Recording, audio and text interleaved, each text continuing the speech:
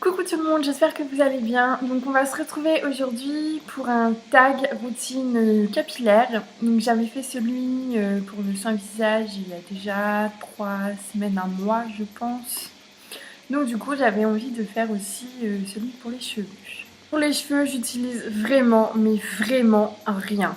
Enfin si, des shampoings et tout, mais vous allez voir en fonction des questions du tag que c'est le strict minimum. Je crois qu'on ne peut pas faire moins que ce que je fais en fait, c'est pas possible. Donc du coup, on va commencer tout de suite avec la première question. Alors, question numéro 1, comment décrirais-tu tes cheveux? Alors, je dirais que, bon là, ils sont un peu chelous parce que j'essaie de faire partir le rouge que j'ai fait la dernière fois. Donc c'est compliqué. Mais sinon, je dirais dans l'ensemble qu'ils sont normaux. Mais que du coup avec la couleur je les ai sûrement un peu abîmés. Ils sont un petit peu secs, mais encore c'est pas non plus hyper flagrant, enfin je trouve que ça va en fait, donc je dirais qu'ils sont normaux. Ensuite, question numéro 2, au niveau de la coupe, combien de fois vas-tu chez le coiffeur dans l'année et que lui demandes-tu exactement? J'essaie d'y aller le moins possible, je dirais 1 à 2 fois dans l'année pour vraiment refaire une coupe que je ne peux pas faire moi-même.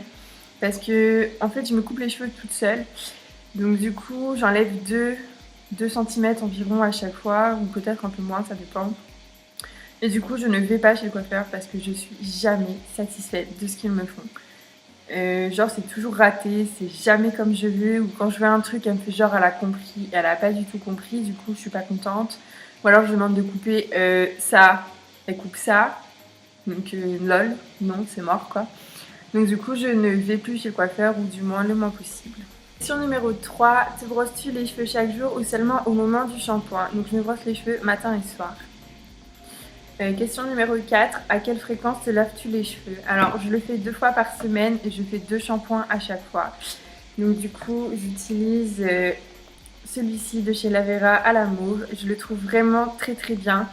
Personnellement, j'ai pas fait les compos sur Lindsay, mais de ce que j'en ai vu, ce sont des très bons shampoings. Et sinon, j'alterne aussi des fois avec celui-ci, le désert essence à la noix de coco. Donc je trouve qu'il se complète au niveau de l'hydratation et pour nourrir les cheveux. Sinon, ces derniers temps, c'est vrai que je le fais un peu plus que 2 fois par semaine parce que j'essaie de faire dégorger la couleur. Parce qu'en fait, je trouve ça moche. C'est complètement raté. Donc j'essaie de les faire dégorger avec un soin détox. Mais forcément, il faut le faire plusieurs fois. Et dans la recette, ça dit que ça assèche les cheveux. Or, moi, ça me les graisse. Donc, du coup, je suis obligée de faire plein de shampoings. Et du coup, ça m'énerve au plus haut point. Mais bon, après, voilà, c'est comme ça, c'est pas grave. Quand ce sera parti, il n'y aura plus de problème. Alors, question numéro 5. Quel est ton shampoing? Voilà, j'ai fait 2 questions en une. Question numéro 6. Utilises-tu un après-shampoing ou un masque capillaire ensuite? Non. Enfin, non, très rarement. Des fois, j'utilise un après-shampoing, donc désert essence à la noix de coco aussi. Mais franchement, c'est hyper rare. J'aime pas les soins en fait. Je pense pas que ça serve à rien, mais sur mes cheveux, ça change strictement rien sur le long terme, donc du coup, je n'en fais pas. Sinon, je fais des bains d'huile. Question numéro 7. Sèches-tu tes cheveux à l'air libre ou au sèche-cheveux? À l'air libre. Jamais de sèche-cheveux.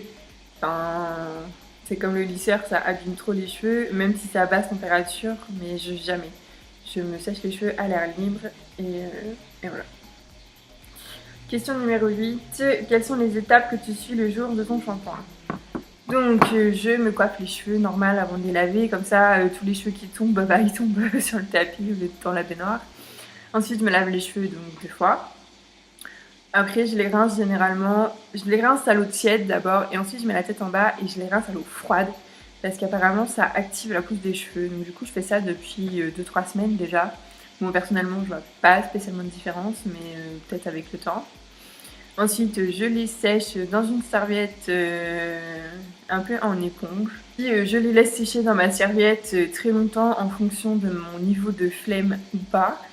Et après, je les brosse sur cheveux mouillés. Donc je sais que normalement, il ne faut pas le faire sur cheveux mouillés, mais sinon après, ils sont tout moches. Donc du coup, je les brosse sur cheveux mouillés et puis je les laisse sécher tout seuls.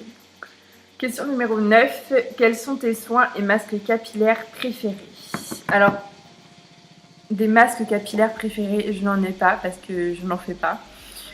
Sinon, au niveau des soins, ce sont des bains d'huile. Donc du coup, j'en ai fait un là. Donc c'est une bouteille de gel d'aloe vera parce que j'ai rien d'autre, mais c'est pas du tout ça dedans. Donc du coup, c'est comme ça. J'ai mélangé de l'huile de coco avec de l'huile de ricin, de l'huile de moutarde, de l'huile de nigel et de l'huile essentielle d'ylang-ylang. Donc tout ça, c'est pour activer la pousse des cheveux. Personnellement, au niveau des doses, vous pourrez retrouver la recette sur mon blog qui sera dans la barre d'infos. Mais sinon, au niveau des doses, franchement, quand je fais au fur et à mesure, je mets environ 1 cuillère à 2 cuillères à soupe de chaque. Et des huiles essentielles, je mets genre une dizaine de gouttes. Et là, dans le flacon, franchement, j'ai fait au pif. J'ai essayé de faire une partie telle huile, une partie telle huile, une partie telle huile, etc. Mais franchement, je fais au pif. J'ai mis plus d'huile de moutarde, je crois. Mais franchement, après, c'est comme vous voulez. Et sinon, au niveau des soins, ouais, c'est tout ce que je fais parce que j'aime pas trop ça en fait.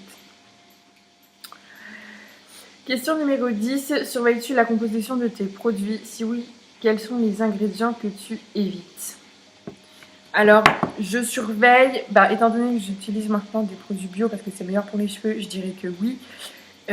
Ensuite, je ne regarde pas très clairement la composition, j'achète dans les magasins bio, donc ce qui est forcément mieux. Après, je suis des filles sur Instagram ou même certaines youtubeuses qui font la description des produits tout simplement, donc du coup ça m'évite de le faire. Voilà. Et ensuite, si c'est une bonne composition et que le produit m'intéresse, pourquoi pas, je l'achète. Et si c'est de la merde, je ne le jetterai pas. Mais sinon, non, clairement, je ne regarde pas la composition. Après, les produits, les substances à éviter, je dirais le silicone, parce que c'est clairement de la merde, le silicone. Et puis tout ce qui est dans la famille des phényls, je sais pas quoi, là, je crois que c'est pas très bien non plus. Enfin bon, bref, en fait, je sais pas trop, mais... Enfin bon, voilà. Question numéro 11. Attaches-tu tes cheveux pour dormir? Si oui, comment? Non, jamais, je dors les cheveux détachés. J'avais vu que c'était pas bien, mais j'aime pas les attacher la nuit. Question numéro 12. Comment coiffes-tu tes cheveux au quotidien? Alors généralement, je ne les attache pas. Ils sont comme ça en fait. Genre là, j'ai fait mon shampoing tout à l'heure, ils ont séché tout seuls, donc ils restent comme ça. Sinon, quand j'ai la flemme, je fais un gros chignon dégueulasse. Et voilà, c'est tout. Je fais rien. Alors, fais-tu des colorations? Si oui, lesquelles? Alors non, logiquement, je ne fais plus de coloration parce que ça abîme les cheveux. Or, il y a genre 2 semaines, je me suis tapé un gros délire pour faire du temporaire rouge que je galère à faire enlever parce qu'au final, c'était de la grosse merde, c'était des coloristas. Donc franchement, achetez pas ça parce que ça s'applique très mal. Il y en a même pas partout, enfin, c'est n'importe quoi. Du coup, voilà, j'essaie de l'enlever. Donc, j'ai des racines naturelles, enfin, des racines là, naturelles et des pointes naturelles aussi. Et entre les deux, je galère. Donc, sinon, non, je ne fais plus de coloration. Question numéro 14. Quels sont tes 3 produits cheveux favoris? J'en ai pas 3. Déjà, les shampoings, parce que c'est la base. Ensuite, les huiles végétales. Pour faire les bains d'huile, c'est ce qu'il y a de mieux. Et après, c'est tout parce que je mets rien sur mes cheveux. Donc, hormis les shampoings et les huiles végétales, je ne fais rien. Donc, voilà, j'en ai plus. Question numéro 15. Quels sont les 3 accessoires indispensables? Je dirais des élastiques, comme ça. Parce que c'est ce qui marque pas les cheveux et ça les abîme pas. Donc, du coup, ça, c'est top. Et sinon, je dirais des pinces. Parce que j'ai des mèches là qui sont reloues et qui...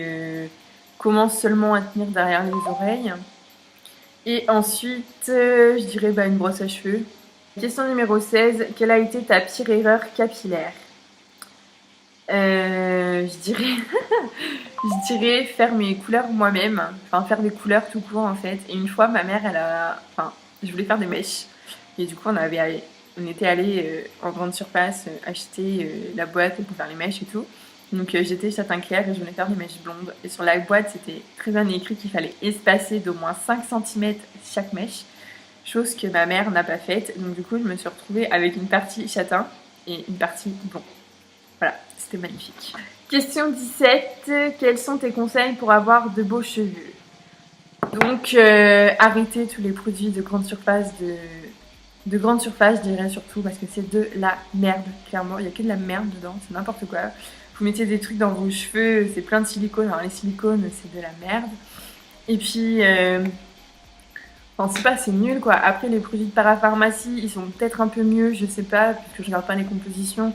Après, il faut se renseigner. Mais franchement, les produits bio et tout, c'est vachement bien. Évitez les fer à lisser et puis les sèche-cheveux. Le fer à lisser, ça tue les cheveux. Personnellement, j'ai le steam pod, donc je pense que c'est un peu moins pire. Et encore, je suis pas sûre. Mais je le fais genre 1 à 2 fois par mois pour des occasions qui sont très rares. Donc du coup, je le fais très rarement. Le sèche-cheveux, c'est pareil, ça tue les cheveux. Faites-le à basse température et puis éloignez au maximum parce que collez pas le sèche-cheveux là parce que franchement vous allez tout irriter, ça va être un délire. Catastrophe. Lavez-vous les cheveux 2 fois par semaine, ça suffit largement parce que se laver les cheveux trop souvent, et ben ça graisse les cheveux. Genre si vous le faites tous les jours, vous étonnez pas d'avoir les cheveux gras, c'est tout à fait normal. Le faire 2 fois par semaine, ça suffit. En plus notre cuir chevelu a besoin de sébum, donc inutile de faire trop souvent. Inutile de faire aussi trop de soins. Parce que franchement, c'est pas en se disant tiens je vais faire plein de soins comme ça je vais avoir de beaux cheveux, c'est pas vrai du tout. Parce que à faire trop de soins, vos cheveux vont saturer et ça va être pire qu'autre chose. C'est comme pour le visage en fait. Et ensuite, je vous conseille de faire des bains d'huile parce que les bains d'huile c'est hydratant, c'est nourrissant et ça active la pousse. Donc c'est très bien. Et pour finir, on ne le dira jamais assez, mais il faut couper ses cheveux. Ça paraît bête, mais un cheveu là, en pointe, qui est abîmé, il va faire des fourches. Et les fourches, c'est moche, c'est dégueulasse. Donc du coup, il faut couper les fourches. Et plus vous attendez, et plus il faut les couper. Si vous coupez 1 cm tous les mois, ok. Si vous coupez 1 cm tous les ans, et ben vous allez avoir ça de fourche. Et au lieu de couper ça tous les mois, vous allez voir ça, couper ça en une fois et repartir de zéro. Et du coup, ça ne sert à rien. Donc oui, il faut couper ses cheveux, mais 1 cm par mois, c'est rien et vous aurez de plus beaux cheveux en plus bonne santé plus rapidement.